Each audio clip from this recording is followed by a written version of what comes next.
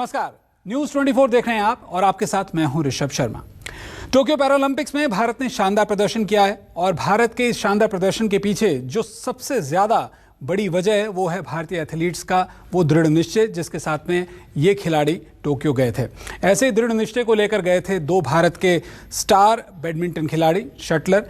हमारे साथ बात करने के लिए ऐसे ही दो चैंपियंस मौजूद हैं। हमारे साथ बात करने के लिए हैं मनोज, जिन्होंने आज ब्रॉन्ज मेडल जीता है, साथ ही साथ प्रमोद भगत गोल्ड मेडल जीता है। आप दोनों ही चैंपियंस का बहुत बहुत स्वागत है सर। धन्यवाद सर, धन्यवाद। Thank you. मैं देख पा रहा हूं कि आप ट्रैवल कर रहे हैं, तो मैं आपका ज़्यादा वक्त नहीं लूँगा। इस वक्त टोक्यो में काफ़ी रात भी हो चुकी है, लेकिन वाकई में एक सुनहरा शनिवार रहा भारत का। और पहले शूटिंग में जहां पर गोल्ड मेडल आया, उसके बाद में बैडमिंटन में दो मेडल्स, गोल्ड मेडल और ब्रॉन्ज मेडल।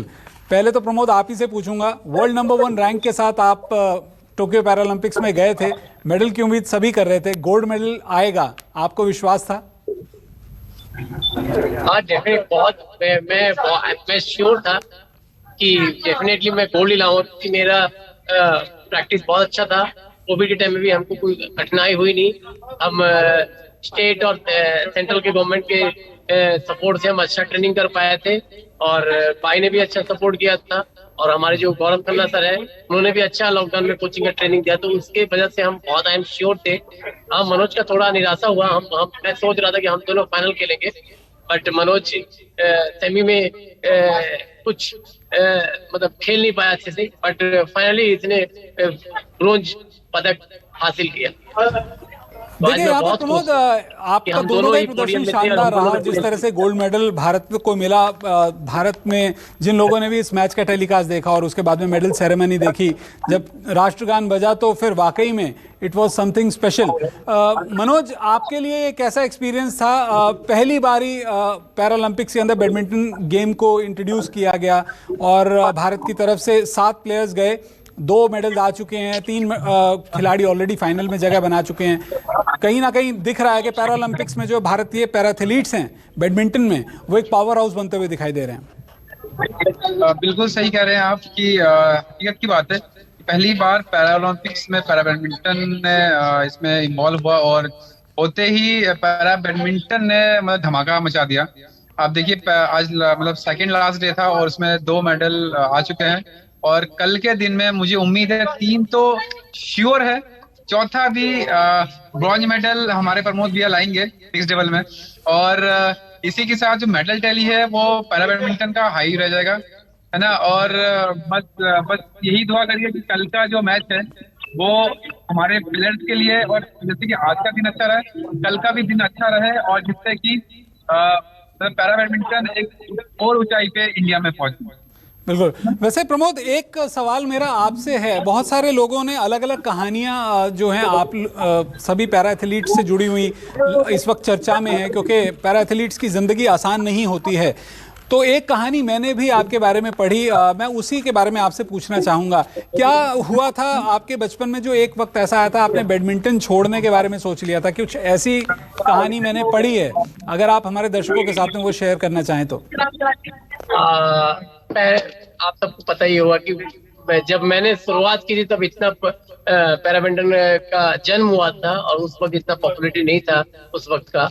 जब मैंने 2009 में वर्ल्ड चैंपियन बना, तब मैं थोड़ा निराश हो गया था, क्योंकि मुझे इतना अपॉर्चुनिटी नहीं मिले। तो मैं बोला कि नहीं, मैं क्विट करता हूँ, बट मेरे कोच ने मुझे संभाला और उन्होंने कहा नहीं, तुम आगे बढ़ो, डेफिनेटली तुम कुछ करोगे। और फिर से मैंने स्टार्ट किया, और आज मैं ओलंपिक मेडलिस्ट। जी बिल्कुल, डबल मेडलिस्ट ये कहा जाएगा। अच्छा मनोज, एक सवाल आपसे भी। हमने देखा कि पैराथलीट्स को लेकर अक्सर कुछ लोग जो हैं तंज कसते हैं, ऐसे सटायर्स आते हैं कि आप क्या करेंगे, क्यों अपना वक्त ज़ाया कर रहे हैं। आपने भी शायद किसी इंटरव्यू में ऐसा बोला था कि कुछ लोग आपको डीमोटिवेट करते थे कि आपने ऐसा स्पोर्ट क्यों अडॉप्ट किया, आपको कुछ और करना चाहिए। क्या ऐसा वाकई में आपको लगता है कि ऐसी कोई चीज़ है जो कि ऐसे इस तरह के जो तंज होते हैं, इस तरह के जो कमेंट्स होते हैं, टॉन्ट्स होते हैं, सटायर्स होते हैं, वो आपको मोटिवेट करती हैं कि आपको हाँ कुछ करना है, देश के लिए करना है, और finally what you have achieved is very special? देखिए, एक केजीएफ मूवी का डायलॉग है कि इतिहास ऐसे रचा नहीं जाता। सेम थॉट वही है। जब हम स्टार्ट कर रहे थे तो हमको चिंगारी दिया जाता था कि चिंगारी है, कि आप ऐसे नहीं कर सकते, वो नहीं कर सकते। तो हमारे लिए एक चैलेंजिंग था और उसको हमने बखूबी चैलेंज को लिया और अपने लक्ष्य पे आगे बढ़ते गए, step by step, step by step, step by step. और आखिर में हमने दिखा दिया कि हम भी मतलब जो कर रहे हैं वो सही है और दुनिया हमें एक ना एक दिन पहचानेगी। और आज हम सारी दुनिया की सपोर्ट आज हमारे साथ है। बिल्कुल आपने सही कहा, एक ना एक दिन की बात नहीं है, वो दिन आ चुका है। और मैं आपको बता सकता हूं कि आप जब हिंदुस्तान आएंगे तो आप हाउस होल्ड नेम ऑलरेडी बन चुके हैं। जिस तरह से लगातार, चाहे वो खेल मंत्री हों, प्रधानमंत्री हों, राष्ट्रपति हों, तमाम अलग अलग राज्यों के मंत्रियों ने आपके लिए ट्वीट्स किए हैं। सेलिब्रिटी सचिन तेंदुलकर ने आप दोनों के लिए ट्वीट किया, आई एम श्योर आपने वो देखा होगा। तो you are a household name, media आपके बारे में बात कर रहा है। तो ये तो मत कहिए कि वो एक दिन आएगा, वो दिन आ चुका है। प्राइम मिनिस्टर ने आप दोनों को बधाई दी, वो एक्सपीरियंस कैसा था, वो जरूर जानना चाहेंगे। वो एक ऐसा इमोशंस था, ऐसा इमोशनल मोमेंट था कि हमारे रोंगटे खड़े हुए थे। सीरियसली, मतलब वो मोमेंट मतलब एक बहुत बड़ा मोमेंट था। इवन हर एक, मुझे लगता है देश के हर एक नागरिक के लिए बहुत बड़ा मोमेंट होता है, लेकिन हमारे लिए कुछ ज्यादा खास था क्योंकि देश का प्रधान अगर आपसे बात करे और आपको मोटिवेट करे, बधाई दे, तो वो मोमेंट मतलब हम लोग उसे भूल ही नहीं सकते जिंदगी में कभी। तो बहुत अच्छा मोमेंट था कि रोंगटे खड़े करने वाले मोमेंट थे। अच्छा, तो घर पर अब सेलिब्रेशन की तैयारियां हो रही हैं भगत? फोन आए होंगे आपको भी, प्रमोद जी? घर पे बात हुई होगी, किस तरह से सेलिब्रेट करेंगे? डेफिनेटली अब तक हमारे घर से बात हुई नहीं, क्योंकि हम आप सबको ही हमारा टाइम दे रहे हैं, क्योंकि पहले आप है, उसके बाद हम बात करेंगे, क्योंकि हम इंडिया के लिए ही खेल रहे हैं। पहले हम इंडिया के जो जनता है उनके साथ बात करें, उसके बाद ही हम अपने घर पे आराम से बात करें। वही हमारा मोटिव है। अच्छा, एक आखिरी सवाल। मैंने ओलंपिक्स में भी जो हमारे एथलीट्स गए थे उनसे भी इंटरव्यूज किए, बात की, तो वो कहते थे कि हमने अपने ट्रेनिंग के लिए, अपने कंपटीशन के लिए बहुत सेक्रीफाइस किए थे। कोविड का दौर था, आपकी ट्रेनिंग और बहुत सारी चीज़ें सेक्रीफाइस की होंगी। अब आने के बाद सबसे पहले क्या करेंगे? कुछ पार्टी करनी है, कुछ खाना है, कहीं मंदिर में जाना है, रिश्तेदारों से मिलना है, क्या करने वाले हैं सबसे पहले?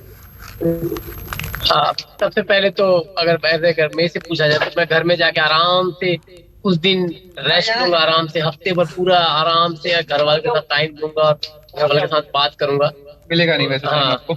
उसके बाद ही मैं कुछ करूंगा। तो मेरे को घर वालों के साथ टाइम बिताना है। कोई आइसक्रीम, कोई पिज्जा खाने का मन नहीं है? और ट्रेनिंग में बहुत टाइम स्पेंड किए, तो मेरा अभी मोटिव है कि घर में रह के थोड़ा फैमिली के साथ टाइम बिताऊं, उसके बाद ही हम आगे। अच्छा मनोज, आप कोई आइसक्रीम, पिज्जा, कोई चाट पकौड़ी कुछ खाने का मन है? नहीं, वो तो घर में बहुत ही पार्टी हम घर में करेंगे ही। घर में नए नए पकवान बनेंगे, बहुत कुछ है जी। मैं बेसिकली अपने फैमिली के साथ ही अपने खुशी को ज्यादातर ये करना चाहूंगा। और मनोज, मुझे KFC का चिकन खाना है। चलिए, मुझे लगता है प्रधानमंत्री मोदी आप सभी को बहुत जल्द मिलने वाले हैं और उस वक्त जो है आपकी अपनी जो फरमाइश है आपसे पीएमओ पूछेगा, आप अपना ऑर्डर लिखवा दीजिएगा एडवांस में। मोदी जी भी आपके साथ में उस पार्टी में ज़रूर शामिल होंगे। And we are all looking forward to meet you once you come back to India.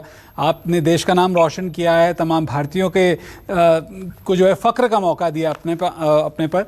और मैं आपको विश्वास के साथ कहता हूँ कि आपकी ज़िंदगी ऑलरेडी बदल चुकी है और जब आप हिंदुस्तान आएंगे तो आपको वो महसूस भी होगा। हमसे बात करने के लिए बहुत बहुत शुक्रिया। Thank you.